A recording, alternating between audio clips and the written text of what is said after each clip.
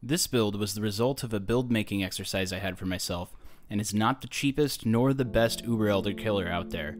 I do not recommend copying this build for reasons I touch on later. Because of this, today I'm going to try a different format of build guide, and instead of giving you a shopping list and a passive tree, I'm going to walk through the theory crafting steps I took to get from my list of requirements to the final iteration of the build that killed Uber Elder. If you are an intermediate level player who is looking to make the transition from copying builds to creating your own, then this guide was made for you. For new players, this walkthrough will likely make some assumptions about game knowledge that you don't yet have, though I will try and explain things enough for you to gain something from this guide as well. If you are an advanced player, or you aren't interested in the process and instead just want my skill tree and items, a path of building pastebin is provided in the description. Copy the build at your own risk. Welcome to the Oriath Academy Theory Crafting walkthrough for life-based HoWA. To start, let's look at the list of requirements I had for myself before I created my character. Use Mask of the Stitched Demon, pair it with Hand of Wisdom in action, kill Uber Elder, must be a Scion, do not rely on Slayer Leech, use Regen instead of Volpact, and do not use Molten Strike. The first thing you might notice is that I failed on that last count. I wasn't able to meet all the limitations I'd set for myself, but I'm happy I was able to at least check majority of the boxes. The second thing you'll notice is that most of these goals are arbitrary. Why force myself to avoid powerful skills or mechanics? Aren't I needlessly handicapping myself here? The reason I made these particular choices are because my primary objective was to push myself outside of my own comfort zone so that I could learn and grow as a build maker. I also already have characters for most of the other classes in this league, and wanted something different. I knew I would likely get a less optimal character out of the process, and this, among other reasons, is why I don't recommend other people copy simply based on my path of building. Your goals for a build are unlikely to match up with mine, and if you simply want to kill Uber Elder, I'd have a hard time telling anyone to use this build over something like Righteous Fire or Elemental Hit. Now that you know my objectives for the build, let's walk through the steps I took to get from this list to the finished product. The Uber Elder fight is the toughest currently in the game. Unless you go Glass Cannon and beat the fight by simply out-damaging the boss while dying less than 6 times and using up all your portals, there are a few requirements your build should meet in order to take on the fight. Elder and Shaper deal mostly damage of 2 types, physical and cold. This damage is dealt mostly through projectile spells and damage over time. Elder also has an attack where you are rooted in place, and if you aren't tanky enough to deal with heavy damage over time or spells from Shaper while you're rooted, you need to find a way to deal with this snare. The 2 best ways in the game currently to deal with this are the Juggernaut Ascendancy's Unstoppable node and the unique boots Calm's Roots. Both of these prevent you from being slowed to below base speed and allow you to avoid being snared by Elder. This means that for my build, I can now make a rough draft of what the gear and tree would look like based on the following. 1. It needs physical, cold, and damage over time mitigation. 2. Stacks intelligence for damage from HoWA and life from Mask of the Stitched Demon. 3. Wears Calm's Roots. 4. Needs to invest heavily into life, at least 7k but preferably more to avoid getting one-shot. From here, I looked into ways to meet each one of these requirements, as well as what these requirements would mean for my build. Physical mitigation can be achieved a number of ways. The most common are through using endurance charges, a basalt flask, or converting incoming physical damage to elemental so that your elemental resistances can reduce the damage instead. Cold mitigation meant I wanted to boost my maximum cold resistance above 75%, and damage over time mitigation can be done easily through regeneration or leech. All 3 can also be done through Pantheon choices. Stacking intelligence meant that I would likely be locking myself into a lot of uniques for gear, and coupled with wanting to get a lot of life meant that my passive tree would end up being very spread out as well. Using a lot of uniques typically means that you need to get elemental resistance through the passive tree and auras, putting further weight on my passive tree and making it likely I would not have a lot of room to spend passive points on offense. With all of this in mind, I narrowed down my Subascendancy options into the following. Juggernaut for endurance charges and accuracy, Champion for easy fortify and enemies taking increased damage while taunted, Raider being the best offensive pick for my build because of the frenzy charges and onslaught it gives, Elementalist for damage penetration and guaranteed minimum effect of shock, And finally, the Inquisitor, for consecrated ground which grants 6% regen, the damage penetration, and making enemies take increased damage. In the end, viable permutations of this build could be done with many combinations of these, but after I looked at my gearing options and budget, I realized the main choice that I needed to make was whether or not to pick Juggernaut. If I went Juggernaut, I would need to put a lot more stress on getting damage in order to be able to kill Uber Elder, but if I didn't, I would need to come up with a good way of mitigating physical damage without endurance charges, since I'm bad at remembering to use Enduring Cry while doing a fight as intense as Uber Elder. This would lock me into a Basalt Flask and/or converting physical damage to Elemental as my form of physical mitigation. I ended up deciding to go with the strongest damage options for my Subascendancies, which would be Raider paired with either Elementalist or Inquisitor.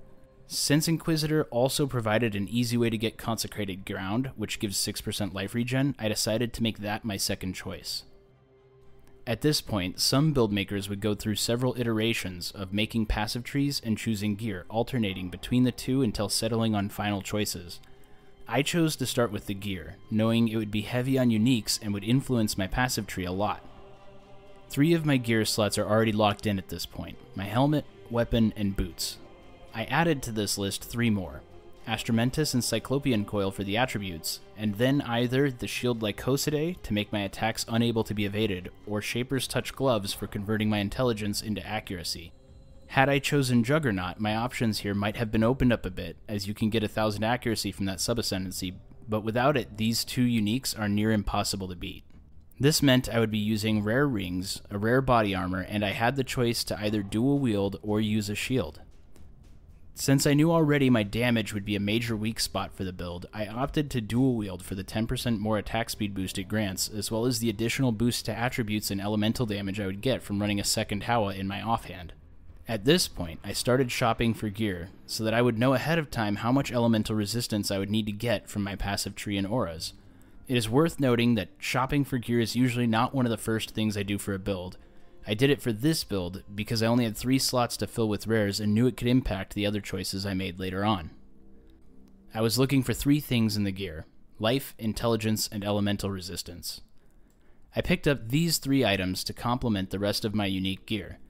Getting a body armor that was energy shield based was done to boost the life regen I would get from Mask of the Stitched Demon, and flat lightning damage to attacks or elemental damage with attacks was a bonus I looked for on rings, though the cost of rings like these with elemental damage with attacks is incredibly high, and I didn't feel like spending that much on them, so I tried to make it work without.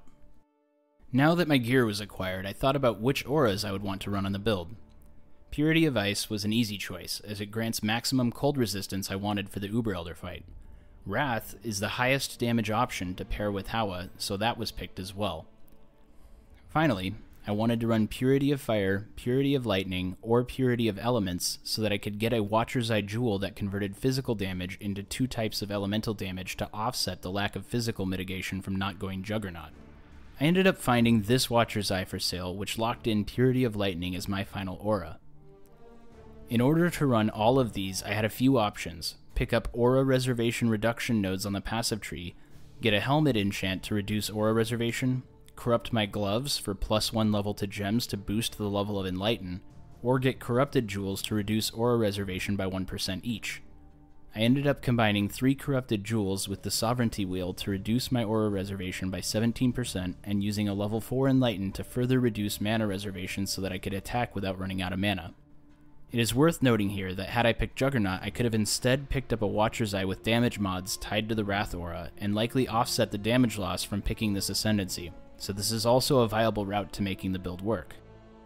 It was around this point, when I started planning my passives, that I quickly realized there was no way I could scale my damage as high as I needed to and still be tanky while also avoiding Molten Strike, so I dropped that goal off my list. Molten Strike, because of the threshold jewels adding projectiles to the attack, is one of the best scaling single target skills currently in the game. It hits many times per attack, making it pair very well with the life gain on hit from the claws, and is a perfect match for the point blank keystone, which gives the meatball portion of the attack a huge damage multiplier since they never travel far enough to be impacted by the downside. I knew I would want to pick up Elemental Overload, as I would not be able to effectively scale crit, which meant I wanted to grab as many life nodes as I could located in this general diagonal portion of the tree. From here, I messed around with many different permutations of the passive tree, from moving to the upper right portion of the tree for lightning penetration and the damage nodes around Shadow, to focusing on the elemental attack penetration nodes near Ranger, and ended up settling on this tree. This part of build making is often a lot of trial and error, or making multiple drafts in Path of Building and comparing damage and life totals until you settle on the values you like. Most great builds in Path of Exile were not stumbled on by accident or thrown together haphazardly. If you want to optimize your builds, sometimes the best way is to just make several different passive trees and look at the numbers that pop out at the end. For Pantheon choices, I picked up Soul of Ralakesh for reduced physical damage over time while moving, and Soul of Arakali for the damage over time reduction, as well as the Arachnoxia buff to recovery rate of life. This can be easily triggered by combining the damage over time from Blood Rage with a cast on damage taken plus a Mortal Call setup, which prevents the damage over time from Blood Rage whenever it procs and triggers the increased recovery rate. My jewel choices were mostly mandatory, as I needed jewels to convert attributes into intelligence and 2 wildfires to boost projectiles from Molten Strike.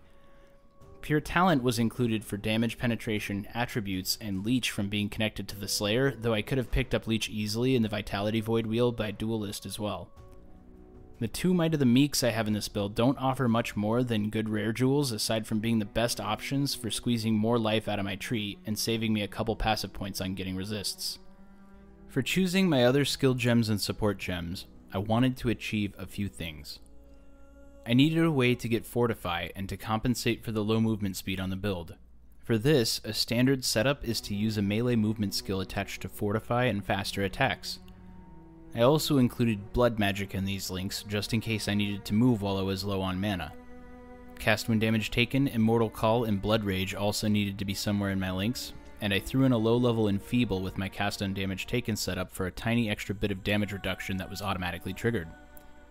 A more optimal choice though on the curse would have been getting a corrupted pair of gloves that applied elemental weakness on hit. Ancestral Protector was also included for the 20% more attack speed it gives, though that thing died so fast in the Uber Elder fight I ended up rarely using it. For support gems on Molten Strike, I started with the highest damage supports suggested by Path of Building, with the exception of Multi-Strike because Path of Building is currently bugged and reduces the damage of Molten Strike projectiles without granting the increased attack speed. After a few Uber Elder runs, I quickly realized that Ancestral Call provided a quality of life boost while mapping and while fighting Uber Elder that was impossible to get around, so that one was included as well. If you enable attack in place for Molten Strike, you can easily attack just out of melee range and generate twice the amount of projectiles hitting the boss, offsetting the damage loss while simultaneously gaining extra reach that can be necessary for damaging the boss while staying out of danger areas. Finally, I needed to choose which flasks I wanted to run with the build. Here, I chose Dying Sun for extra projectiles to Molten Strike, Adziri's Promise for extra damage, and Taste of Hate to convert even more incoming physical damage to cold damage, as well as further boost my maximum cold resistance to a nice total of 85% while active. I chose a Sulfur Flask of Warding to help maximize uptime on Consecrated Ground for the regen, and the last flask spot was a lot of experimentation, but I ended up liking both Vinktars for the damage and Forbidden Taste as a last-ditch full heal for when I needed it. If I had not found a corrupted jewel that provided immunity to corrupted blood, I would also have included a bleed immunity flask for mapping. There are many ways to create builds in Path of Exile, and making your own build can be a daunting task. At the end of the day, your own build making will only improve as your knowledge of game mechanics, skills, and items grow.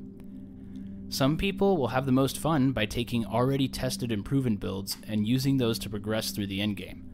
Others, however, get a lot of extra gratification from having a hand in the creation of their own builds and playstyles. If you are in this category, I hope that outlining the process used to make this build helps you in making builds of your own. Thank you for watching. This is Oriath Academy. Class dismissed.